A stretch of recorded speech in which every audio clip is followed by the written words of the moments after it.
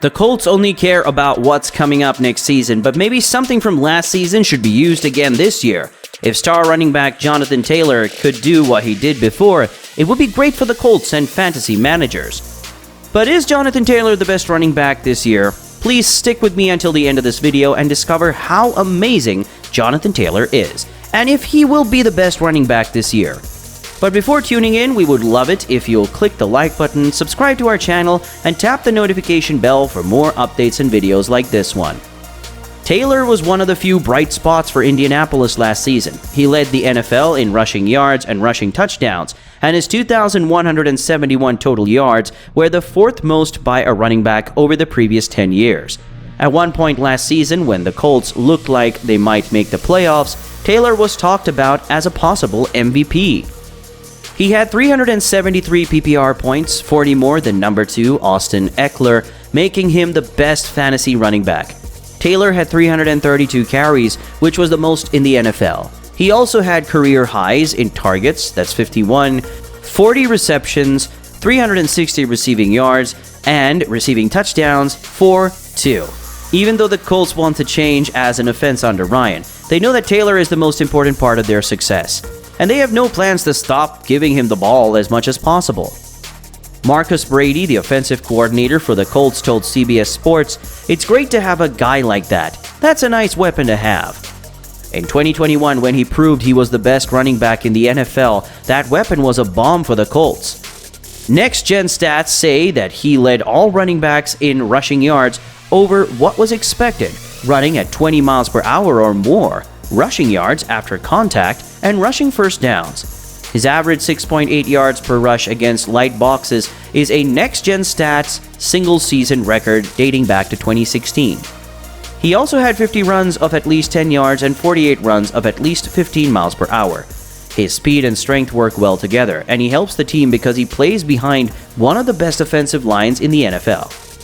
Colts running back coach Scotty Montgomery said of Taylor, as a person, he's probably in the top percentile for the character. He has probably the best character of anyone I've ever met. When he steps onto the football field, everything changes. He pays a lot of attention to details. He's just the best competitor you've ever seen. During the game, there are times when he carries the ball 5, 6, or 7 times in a row.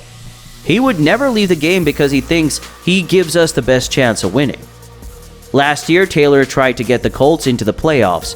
Before Week 9 against the Jets, the team was 3-5, and Taylor had only had more than 20 touchdowns in 2 games.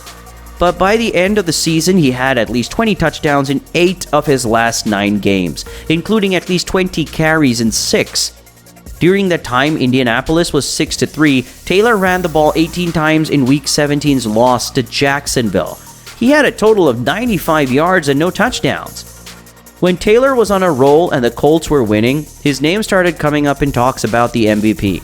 It was hard to ignore, especially after he played in wins against the Bills in Weeks 11 and the Patriots in Week 15. Taylor didn't get a vote for MVP, but he was the second best offensive player in the NFL, behind Cooper Kupp. In a phone interview with CBS Sports, Taylor said of the MVP race, which eventually went to Aaron Rodgers, "It was crazy to think you'd be in that conversation at that point.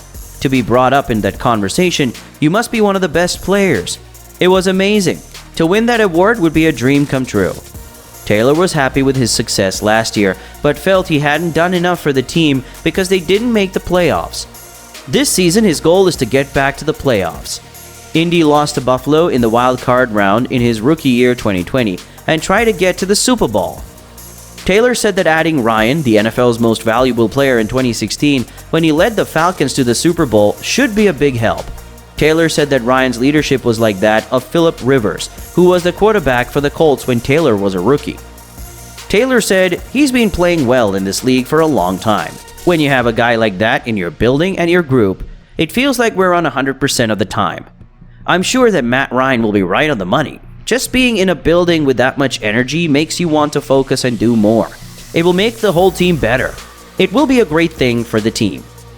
Added Brady, "When you get a proven quarterback like Matt, who has been in the league for a long time and has had success, it opens up the offense. The line of scrimmage was getting crowded with players last year. Bringing Matt here will give JT more chances to do things, even though the box will be smaller. It will help him pass the ball better as well. Matt is very good at throwing under. It'll give Taylor more options. This season, keeping an eye on Taylor's role in the passing game will be important. The Colts back who catches passes is Nyheim Hines, and two of them have worked well together over the past 2 seasons. Taylor caught 36 passes from 299 yards and a touchdown when he played with Rivers in 2020. Hines caught 63 passes for 482 yards and 4 touchdowns when he played with Rivers. Then, when Wentz took over, Hines' production dropped sharply. He only caught 40 passes for 310 yards and a touchdown on 57 targets, which wasn't much better than Taylor. Colts coach Frank Reich has already said that he thinks Hines will do better in 2022. If I were in a fantasy league this year, I think I'd pick Nyheim. I might think about drafting Nyheim. Reich said, "We probably go a little more run-centered than we wanted to be, than I wanted us to be. But that doesn't mean that more Hines is bad for Taylor. Reich wants to see Hines get the ball more in the passing game. This makes sense since the Colts receiving corps comprises Michael Pittman, Alec Pierce, and Paris Campbell, all of whom are question marks." Montgomery told Taylor and Hines both of these guys can show up in the passing game simultaneously. After Taylor's play in 2022, Montgomery said, "We feel like we can use him more in the passing game now." Montgomery said about giving Taylor a break, "I don't have to beat him to death. Coach Reich keeps telling us that. Let's make sure he's available." Fantasy owners want Taylor to play in all 17 games again, as he did in 2021, and I hope he proves for the second year in a row that he is the best running back in the NFL. But Taylor isn't everyone's favorite running back. Pete Prisco, a senior NFL analyst for CBS Sport, put Derrick Henry ahead of Taylor in his list of the top 100 players for 2022. Henry was 22nd in the world and Taylor was right behind him at 24. Prisco says Henry was on track for a second straight 2,000-yard session in 2021 until he hurt his foot after 8 games, 937 yards and 8 touchdowns. He also led all fantasy running backs with 24.3 PPR points per game. Back before he got hurt, he was the best. Prisco said of Henry, "I still think he'll turn out to be that guy. It's not fair." This season, Taylor, Henry, Eckler, Christian, McCaffrey, and a few other running backs will all try to be the best in fantasy football. And Taylor can't count on history to repeat itself in 2022. Priest Holmes was the last running back to finish number 1 in PPR for 2 straight years in 2002 and 2003. All of these are good questions to ask Taylor, but he's young, plays behind a great offensive line, and has shown he can be a reliable workhorse. He should be the first player picked in all leagues. Can Taylor do it again? Will he remain a significant factor in the passing game? Is Ryan going to be a difference maker for the Colts offense and make Taylor even better? Let me know your thoughts and comment down below.